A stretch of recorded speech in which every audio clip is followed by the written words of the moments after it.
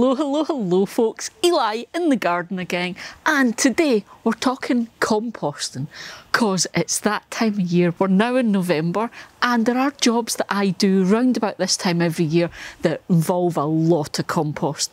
So today I'm doing that. I've got to get my compost bins emptied and I'm refreshing all of my beds. So they've all got lovely, new, nutritious compost in them to make sure they're awesome for next year.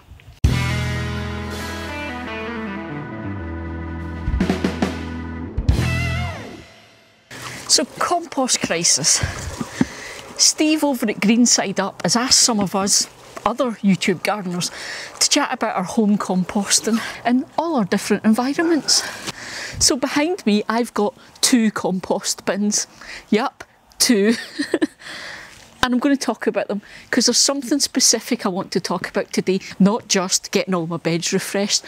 I want to talk to you guys specifically today about home composting in an urban garden because there's currently a massive deal about composting. You're probably hearing about home composting all over the place because it's become quite a hot topic. So I won't use the term compost crisis, although it's probably a bit apt, but during the whole lockdown thing, right, we all struggled to buy compost, and those of us who did manage to get our hands on some were finding it wasn't the best quality. It tended to be not quite 100% ready, I'd say, hadn't been filtered and sieved, and there were all sorts of bits and pieces in it that shouldn't have been there. Like, I was finding basically big bits of wood in there, bits of plastic, even bits of glass in a couple of them, and there shouldn't have been. But not just that. You guys know I'm a peat-free gardener. I have never actually used peat-based compost in my garden, but whether you think it's right or not, it is going to affect the industry, and people who produce compost are having to find new solutions to make the compost, new green waste to use in the compost, and that means it's increasing their production costs, and those costs are getting passed on to you. So with that in mind, it makes sense to make your own compost at home because it's much cheaper. And especially today, the amount I'm going to use, and I'll show you that, it really makes sense for me. But even with 2 200-litre bins, I can't make all of the compost I use. There are times where I have to buy it. But I do manage to make probably over 80% of my own compost. So 1, that saves me a fortune. But 2, I'm controlling what's in my compost and therefore what I'm feeding into the soil in my garden. Now, the actual composting itself, it's no different from how you would do it in any of the other systems, really. It's about balancing what we call browns and greens.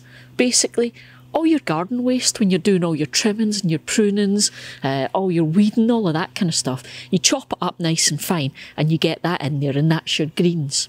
Now, you balance that with browns, which for me is a lot of paper and cardboard, but it can also be kind of a lot of the dead matter, the dying matter around the garden, the kind of shredded tree branches and wood chippings and all that kind of stuff. And because of the type of system I'm using, if I get that in a good balance, it makes the bin really, really hot, which in turn makes that compost produce really, really fast. So I can have all this lovely rich compost in about 3 months, and it's perfect for putting onto my beds. And I do this every year. I get out there and I top up all of the beds, all of the pots with this lovely rich compost that then feeds all my produce for the next year and keeps me going on all these brilliant vegetable harvests. So I said it's about making compost in your urban garden because there are a few things that I think are handy to think about. So you guys know my garden well by now. You know all the noises round about you can hear. And you're used to seeing these big bright red fences because I've got neighbours on both sides of me. So I have to think about things like, is there going to be any kind of smell from the compost? Because, you know, as much as I'd love the big traditional open pallet composters, I've had it before and it's not ideal for an urban situation because there were times when it was quite pongy, which is really not on, because if my neighbours are trying to use their gardens, they don't want to be sitting out with neighbours' smelly compost ruining it for them. But also, I really want to think about things like vermin. I don't want to encourage vermin. So the big pallet composters I used before, I never ever had a problem with rats here, probably because of where I am, but we did find mice occasionally. So I've switched, and I've chosen to use a system that's almost a sealed unit, if you like. It keeps everything internal, it's all sealed up and keeps it inside. It's got filters so you don't get any smells. You don't get any vermin because, again, it's all sealed up and they can't get in. And that kind of suits me for an urban environment. It's maybe not something you need to think about if you've got like a big allotment plot, although I suspect some do, like I bet Tony C. Smith does. He's totally into what his allotment looks like. But for me, this is a garden, so it's not just where I grow my fruit and veg, but it's also our garden. It's an extension to our home and a place we enjoy. So I don't want something that's unsightly, which again is why I've got these two big black sealed in compost bins. They don't stand out too much. I mean, there's a limit to how much you can disguise them, but they're not too bad. So that's something I thought about, but also something that I've only recently had to think about. I've got these on my patio. I used to have a bin at the back of the garden, just sitting on the gravel, or what we call chuckies. And there were things I never noticed, but now that it's here on the patio, I actually noticed this a lot. And compost produces something called leachate, which is a good thing, and I'll talk about that. But it's basically a liquid it gives off, and it's a dark brown liquid. Now, I've got two different types of bins, and they deal with it in different ways. This bin is a newer version of this bin.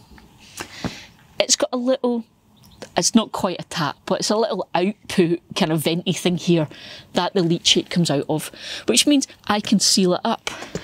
This one, I've got this tub under it because it comes out of the vent at the front. There's no way to control it.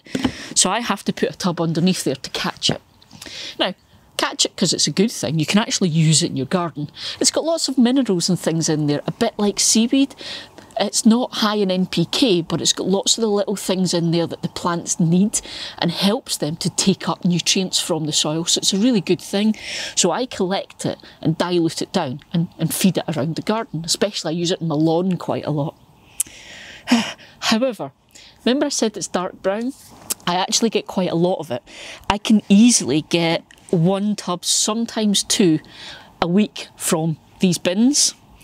And if I'm not quick enough to catch it, it can overflow onto the patio and it stains the patio. Not so bad if you catch it straight away, which is why this is wet, because I gave it a spray with a hose. But if you leave it for any kind of like couple of hours or whatever, it stains and it's a real job to scrub it and get it off again. So it's another thing you think about being a gardener. This new bin, it overflows too. If I don't get it in time, it comes out of that vent, so something to think about. So I've got a lot of growing space in this garden. Fruit, veg, flowers, the works. I refresh every year with a lot of compost.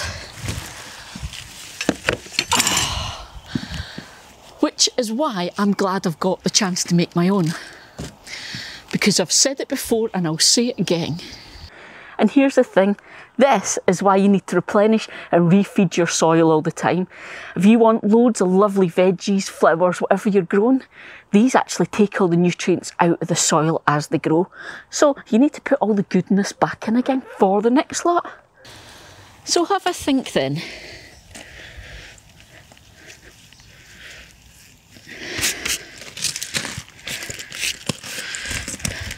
Is making your own compost a possibility for you?